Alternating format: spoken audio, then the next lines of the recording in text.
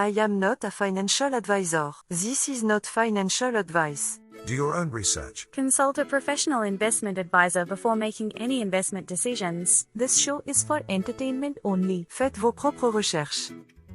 Here we are in another episode of the Simple Success Podcast. And this is financial life coaching from a happiness perspective.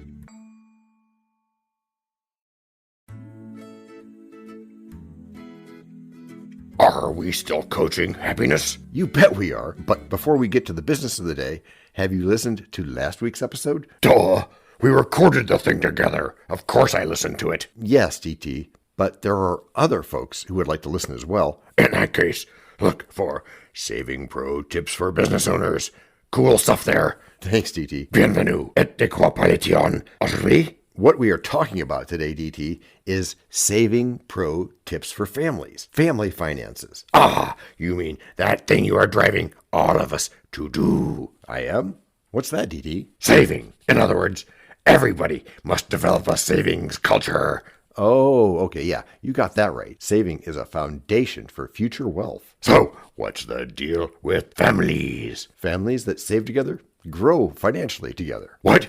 Did you just make that statement up? Every quotable statement was once made up, dude. Did you get my point on families? Break it down for me, please. Okay, saving is easy as long as you have the right mindset. What about when things are getting more expensive for families? Even when things are getting more expensive, saving is very possible. How, John? When a family has medical, educational, and daily upkeep needs. Frugality and cutting back on your most significant expenditures mean you have extra money saved up for emergencies, retirement, or your children's education. What can families do to remain frugal? Well, they can start with making a family budget together. You're joking, right? How do you involve kids in budget making? Oh, no, DT. I'm not joking. Teaching your kids money-saving habits early will help them gain financial literacy. So, what does the family budget making look like? Meet with your family once a month to talk about your finances, including your income and expenses and your current financial situation. You can talk about monthly costs and about getting the lowest prices. You can also talk about credit cards and their use during the meeting. Maybe even why debit cards are better. Oh, I get it. This is to manage your family's expectations. Well, yeah. It's also to make everyone own the family's financial situation. You can also teach your children how to create their own budgets and set savings goals. Do it as a fun family activity. Financial coaching for kids. I like it. You can work together at trimming your family's bills. That's a tricky one. What can you trim? You'd be surprised at how much you could save on groceries, for example, with the right planning. Oh yeah? I know what you want to cut on. Fun stuff, like ice cream and all things nice. Boring. No, not necessarily. You just have to stay within your budget and have your shopping list. You remember the budget we talked about? Yeah. Make your shopping list from that budget. You can also plan your meals and budget around that plan. You mean having a timetable for meals every day? Yes. Doing this from time to time helps you stay organized and avoids last-minute fast food runs. An occasional fast food run doesn't hurt. No, it doesn't hurt. Here's food for your thoughts, though. The average amount Americans spend on fast food in a year is $1,200. That's a year. $70,500 in a lifetime, by some methods of measuring. Wow, that's a pile of extra cash. I'm dizzy just thinking about the numbers. Yes, some of which could be saved, and of course there would be interest. I'll give you more money-saving tips for families in a moment, right after break number 1. Hello, everyone. This is John with the Simple Success Podcast, financial life coaching from a happiness perspective. Because we know you want to show us some serious love in return for the tremendous benefits you get from us. Please head over to the support link in our written show notes. That's the words on your podcast player. There, you can choose from a $9.99 per month doing level of support, a $4.99 knowing level, or a basic intro level of just 99 cents per month. Great place to start, whichever you choose. Thank you so much for helping us do this for you. And to leave us a voice message, which just might see the light of day in a future podcast, go to those same written show notes. You'll go to a site where you can leave a video, audio, or text-only message depending on how you feel at the moment. You can also send us an audio file attached to an email if you use just more than your phone for stuff. I won't repeat those links because weird. And anyway, show notes. It's all in there, and it's all easy.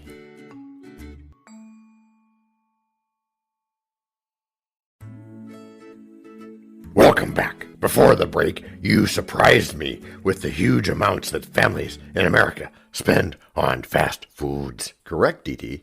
And you were right to say that an occasional fast food trip does not hurt. The magic word there is moderation. I am hungry. Can we order some pizza? Of course. Por supuesto. But remember, on that, save money by avoiding shopping when you're hungry or stressed out. Yeah? How does that work? Hunger and stress can cause people to buy lots of unhealthy snacks or eat weird junk food. Interesting.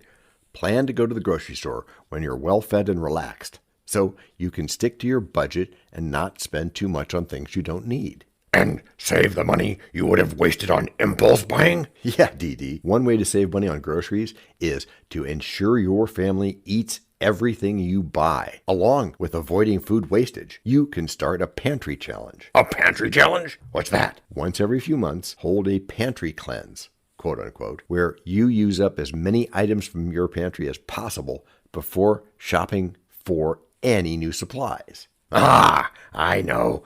This cuts down on waste and gives you a sense of when you are overbuying. It can, and with these tips, you'll avoid a lot of the financial burden of groceries. So we're just saving on grocery shopping? No, there are many other things you can save on too. You know who can give us practical tips? I don't know. Who do you suggest? Jack Allwell, who specializes in personal finance and a thing he calls house hacking. Sounds interesting. I certainly want to know more. Vina? Hello, Jack. Glad to have you here with us today. My name's Jack Allwile. I also do a blog, Fire to Fire. I've become very interested in personal finance. It was spurred on from losing a job, at which point I wanted to make a more robust life for myself. And one way I looked into was lowering my housing expense. And that's when I got into the idea of house hacking. So what actually is house hacking? House hacking, quite simply, John, is using your primary residency as an investment. You are buying a house that you will live in, and it could also be like a duplex where you live in one side and rent out the other. But in my case, I bought a house and rented out the other 3 rooms. Why would someone want to house hack? So great question. A lot of people would be very deterred from having roommates, and that's a common complaint I hear. But on the other end, housing is oftentimes the number one expense in most Americans' budget. And a lot of times their take-home pay, 30%, it's common to see 40, 50% of your take-home pay going towards your housing expense. So if you can decrease that expense, you can really move the needle in your financial position. So this doesn't necessarily mean taking on roommates. It could, but it's... Well, I guess if you had like a duplex or a triplex, you could have technically your own space where you're not sharing space with other people. But when you're buying a house and renting out the rooms, you will be sharing space with other people. So my experience in real estate says that you may either graduate from a simple level to a more complicated level, or you may just choose to be in one of those levels permanently. When you say level, you mean like level of investor? No, I mean level of personal exposure, like say having roommates in a single family house versus having a multifamily apartment building and living in one of them. Sure. Yeah. I mean, you can move it up. I mean, it's kind of what you want to make of it, what you feel comfortable with. I use it as more of experience in being a landlord, like landlord 101. How do you screen a tenant? How do you rent out the rooms? How do you show the space to make it look attractive and market it on many different platforms? You could do Facebook, Craigslist. There was a time where I was using an app called Roomster, which is more like almost Tinder for roommates, one could say. And I used that experience to learn more about real estate. And obviously you can test it out, see if you're interested in it, and see if you might want to pursue bigger deals in the future, at which point you'd probably want to remove yourself and not share space with other people. And it be a little more passive. But while you're house hacking, it's an active endeavor. I assume that you have done this yourself, at least to some degree. And given that, how did you go about working with the down payment and getting it all taken care of and having it work for you? Sure. So the first question I asked myself was, how do I want to live? What would I find attractive in a house? Because I was going to be living there. This is a very big decision, and my down payment, and this is another benefit of house hacking, is you don't need as large of a payment. So when you're using it as your primary residence, oftentimes when you go to a bank, you'll only need 3.5% to 5% of a down payment. And if you're in the Army, those VA loans, you might need 0% down.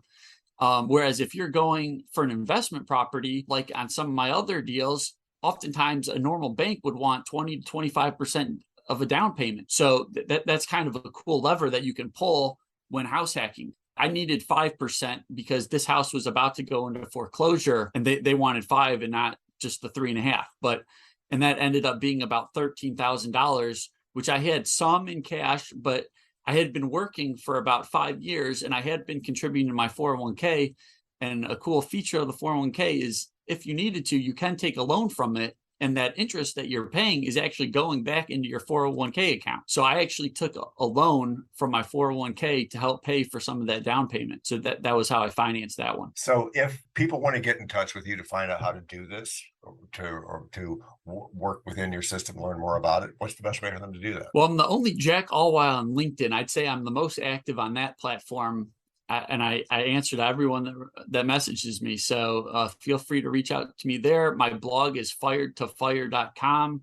I post on personal finance, track my net worth, teach people how to create their own income statement and balance sheet. I have found that to be very effective at increasing wealth. I appreciate your time. Yep. Thanks so much, John. What did you think of Jack's approach to saving money? Not bad at all.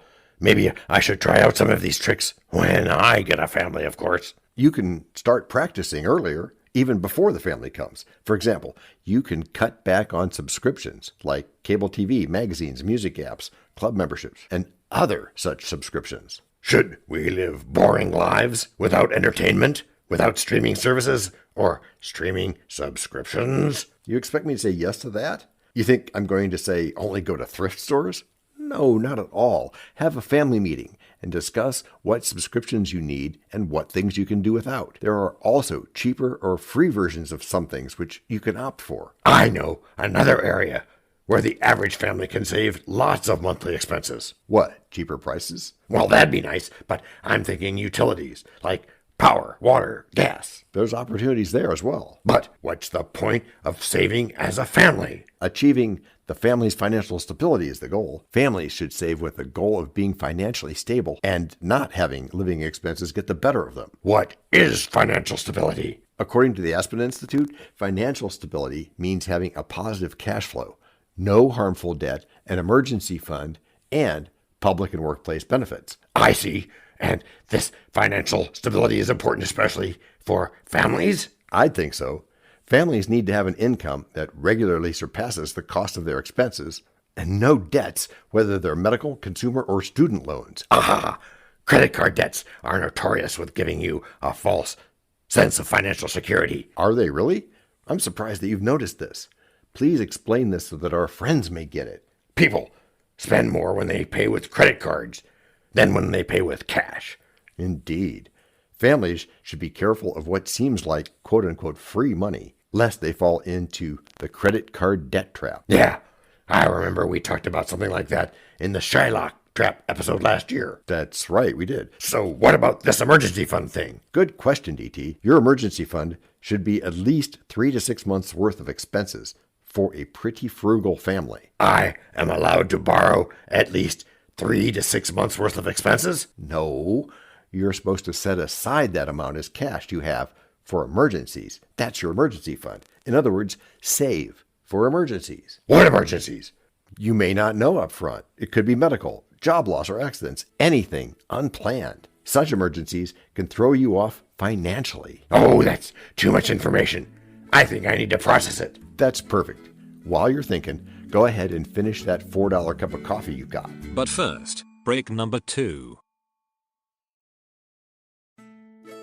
We know a lot about you already because we know ourselves. For example, we know that you know how to listen to our podcast. We also know that you probably know how to subscribe. So as soon as you're done with that, tell us your story. We have ways you can contact us. It involves a special link where you can leave us a message. We may have an email address for you as well in the future, and we'll let you know if that happens. The reason for subscribing? I thought you'd never ask. When you subscribe, you automatically download all future episodes of that podcast. It just happens in your player without you having to go search again. How cool is that? This means better rankings for the podcast, more attention from advertisers, and more money. And this means more and better stuff for you. So your motivation is simple and easy. Subscribe today, whatever app and from whatever place you like. And don't just try to subscribe. There is no try. There is only do. We're changing the way we look at things, and remember, that's good. Eso es bueno, Sybil. Also remember, this is financial life coaching from a happiness perspective. Coaching happiness. Our call to action is right in the show notes. Find it, and you win too. Can I simple that? Por supuesto. Of course. Just simple it. Please make sure your seatbelts are fastened and your tray tables are in their upright position. And make sure simple is a verb like Google is a verb. Before the break, you mentioned the importance of setting up an emergency fund. Yes, I did, DT, and you should be prepared rather than caught flat-footed with no additional money. I would like to know how all this family saving stuff ties into investing. And here we go with that. Once a family has attained financial stability by saving for emergencies and paying off their debts, they must have some money for investments. In other words, investments are a necessity. Yes, if you want to build generational wealth, you must think of investing. In fact, the money you save from budgeting wisely should go into investing. Money tips. Yeah, we do that here sometimes. Generational wealth. Reminds me of what I read somewhere. I've forgotten where, but the words stood out for me. What were the words? Quote, a good man leaves an inheritance for his children and their children. Unquote. Some relationship with money thing like that. Oh, well, you could easily Google that to find out where it was from. But nonetheless, the quote is very true. Back to family savings and investments. Do you know that the only form of investment for most Americans is through the employer-sponsored 401k? 401k? What's that? A 401k is an employer-sponsored retirement plan. We've talked about them before, of course, but if you get a 401k account as part of your benefits package, you may choose to contribute a portion of your salary to the account, subject to annual limitations. So, saving towards retirement is part of investing? It most certainly is, and you must plan on having plenty of time to let your money grow. Most financial experts recommend saving at least 15 to 20% of your annual income for your future needs. That includes retirement. But I like to solve problems. Okay, so worry about parking costs or something easy like that. 15 to 20% is a huge amount. If you're not able to save that much, start by saving just 3% of your annual income and gradually raise it every year. You can decide the schedule together as a family. That's the fun part. The growing together part? Yes, and doing life together. Practicing together. PPR. Persisting together. And repeating together. Which is how you've all gotten good. Gracias por escuchar. Salut. À la prochaine.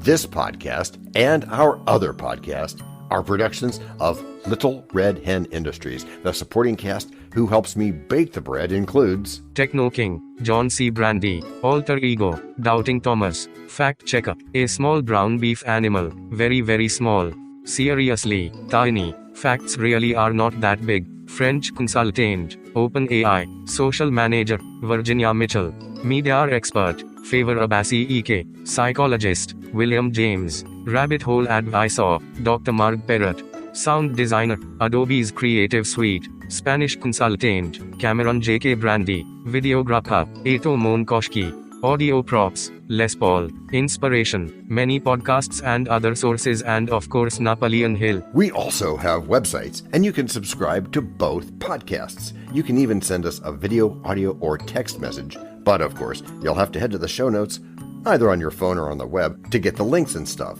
I really doubt that You would pay me to read the URLs where you can subscribe, support, or leave one of those video or audio messages. And anyway, all the clickable links are in the show notes.